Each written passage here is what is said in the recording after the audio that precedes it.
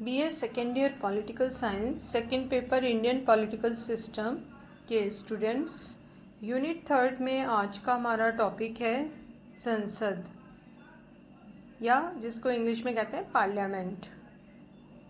संसद को भारतीय संविधान के अनुसार केंद्रीय व्यवस्थापिका भी कहा जा सकता है और भारत में संसद द्विसदनात्मक सिद्धांत पर आधारित है, अर्थात इसके दो सदन हैं। अनुच्छेद 79 के अनुसार संघ के लिए एक संसद होगी जो राष्ट्रपति और दो सदनों से मिलकर बनेगी। भारत में राष्ट्रपति और दो सदन, लोकसभा जो निम्न सदन है और राज्यसभा जो संसद का उच्च सदन है, इन तीन से मिलकर संघीय व्यवस्थापिका का निर्माण किया गया है। भारत में संसदात्मक लोकतंत्र है और उसको प्रभावपूर्ण बनाने के लिए व्यवस्थापिका और कार्यपालिका में समन्वय किया गया है। इसलिए राष्ट्रपति भी संसद का अभिन्न अंग माना गया है। इसका उल्लेख संविधान के अनुच्छेद 79 में किया गया है। भारतीय संविधान में संसद को संवैधानिक स्थिति किस प्रकार दी गई है, क्या हमारी संसद संप्रभु है या नहीं, ये एक प्रमुख प्रश्न था। और भारतीय संविधान में ब्रिटिश और अमेरिकी पद्धति के बीच के मार्ग को अपनाया गया है। जैसा कि अगर हम ब्रिटेन में देखें तो वहाँ संसद की सर्वोच्चता है और अमेरिका में वहाँ की जो संघात्मक व्यवस्था है वह होने के कारण वहाँ न्यायिक पुनरावलोकन की व्यवस्था है और इसलिए जो भी वहाँ की व्यवस्थापिका कानून बनाती है, सर्वोच्च न्यायालय उसको चुनौती दे सकता है। अमेरिका में न्यायपालिका की सर्वोच्चता है और ब्रिटेन में व्यवस्थापिका की सर्वोच्चता है। भारतीय संविधान में ब्रिटिश और अमेरिकी पद्धति, इन दोनों के बीच के मार्ग को अपनाया गया है, जिसके द्वारा भारत में संसदात्मक सर्वोच्चता के साथ साथ न्यायिक पुनरावलोकन को भी अपनाया गया है।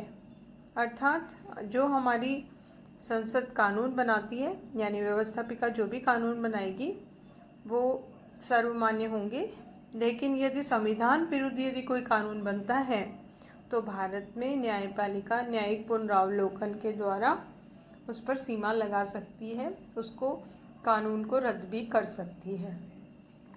इस प्रकार हमने ब्रिटिश और अमेरिकी पद्धति के बीच के मार्ग को अपनाते हुए संसदात्मक प्रणाली को अपनाया है। भारतीय संसद की प्रभुसत्ता पर कुछ सीमाएं हैं। जैसे भारतीय संसद के ऊपर एक सीमा है कि हमारा संविधान लिखित और कठोर संविधान है और संसद की प्रभुसत्ता संविधान के लिखित प्रावधानों के द्वारा सीमित है और अनुच्छेद 245(1) के द्वारा ये स्पष्ट किया गया है कि व्यवस्थापन शक्तियों का उपयोग संसद संविधान के अनुसार ही कर सकती है। दूसरा जो सीमा है वो है संविधान की सर्वोच्चता। भारतीय संविधान संसद को प्रभुसत्ता प्रदान नहीं करता, वरन यह संविधान की सर्वोच्चता के सिद्धांत पर आधारित है और इसलिए संविधान को संसद की प्रभुसत्ता से ज़्यादा सर्वोच्च माना गया है। तीसरा, संघात्मक व्यवस्था, और इसके कारण राज्य सूची के विषयों पर संसद की कानून बनाने की शक्ति सीमित हो जाती है, क्योंकि जहाँ संघ सूची से संघ सरकार कानून बना सकती है तो राज्य सूची के विषयों पर राज्य की सरकारें भी कानून बना सकती हैं और इस तरह शक्तियों के बंटवारा, शक्तियों के विभाजन के कारण, जो कि संघात्मक शासन की एक प्रमुख विशेषता है, यह भी संसद की शक्ति पर सीमा लगाती है। मूल अधिकार और न्यायिक पुनरावलोकन के कारण भी संसद की शक्तियों पर सीमा लग जाती है, क्योंकि संसद कोई भी ऐसे कानून निर्माण नहीं कर सकती जो मूल अधिकारों के विरुद्ध हो। और साथ ही संसद द्वारा बनाए गए कानून यदि संविधान विरुद्ध हैं तो सर्वोच्च न्यायालय न्यायिक पुनरावलोकन के द्वारा उनकी जांच कर सकते हैं। और यदि संविधान का उल्लंघन हुआ है तो सर्वोच्च न्यायालय उन कानूनों को असंवैधानिक भी घोषित कर सकता है। इसलिए मूल अधिकार और न्यायिक पुनरावलोकन की भी सीमा हम भारतीय संसद के ऊपर देखी जा सकती है। फिर राजनीतिक सीमाएं भी हैं, क्योंकि राजनीतिक दृष्टि से संसद लोकमत के प्रतिकूल विधियों का निर्माण नहीं कर सकती। अंतर्राष्ट्रीय कानून का समुचित सम्मान करना होता है। संसद पर प्रधानमंत्री और मंत्रिमंडल का भी नियंत्रण है। प्रधानमंत्री संसद के निम्न सदन को विघटित भी कर सकता है। तो इस प्रकार भारत की समस्त राजनीतिक व्यवस्था में संसद को बहुत महत्वपूर्ण स्थिति प्राप्त है, लेकिन ये कुछ सीमाएं हैं जिसके द्वारा संसद की शक्तियों को भी कंट्रोल किया जा सकता है, मर्यादा उसकी देखी जा सकती है। और इसलिए भारतीय संसद को ब्रिटिश संसद के समान संप्रभु या अत्यधिक शक्तिशाली नहीं कहा जा सकता, उससे कम है। इसके बाद हम देखेंगे भारतीय संसद के क्या प्रमुख कार्य हैं, उसकी शक्तियाँ क्या हैं, भारतीय पार्लियामेंट क्या फंक्शंस और क्या पावर्स रखती है। इसमें यदि हम देखें तो सबसे महत्वपूर्ण काम, क्योंकि संघीय व्यवस्थापिका है इसलिए व्यवस्थापन संबंधी प्रमुख शक्ति इसको प्राप्त है। संसद को संघीय सूची, संवर्ती सूची के सभी विषयों पर कानून बनाने की शक्ति है। संघीय क्षेत्र के लिए संसद को सदैव ही सभी विषयों पर कानून बनाने की शक्ति होती है। और यदि आपातकाल है तो उस समय राज्य सूची के विषय पर भी ये कानून बना सकती है।